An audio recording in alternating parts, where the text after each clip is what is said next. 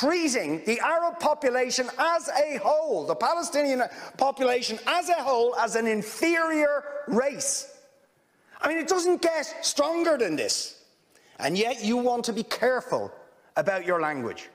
You're happy to correctly use the most strong and robust language to describe the crimes against humanity of Vladimir Putin, but you will not use the same strength of language when it comes to describing Israel's treatment of the Palestinians, when it is now being documented and detailed by two of the most respected human rights organisations in the world, and indeed has been alleged by dozens and dozens of non-governmental organisations, and to be honest, anybody who looks honestly at the decades of brutal, inhumane persecution of the Palestinians, successive assaults on Gaza, the annexation of their land and territory, the systematic application of apartheid rules, you don't want to even use the word apartheid.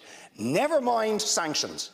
5 days sanctions against Putin and his thugs, 70 years of oppression by the Palestinians, and it wouldn't be, what was the word you used? It wouldn't be helpful to impose sanctions. Amnesty International are calling for Israel to be referred to the International Criminal Court for crimes against humanity. Will you support it?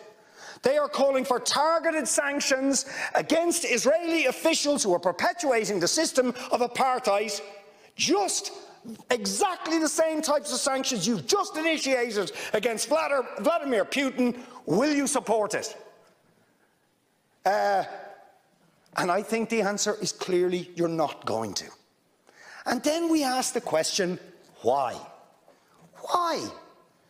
With such strength of feeling, Fine Gael and Fianna Fáil and Green TD stood up one after the other, saying it was intolerable, the thuggery and the warmongering and the brutality of Putin. You wouldn't stand for it. Urgent action had to be taken.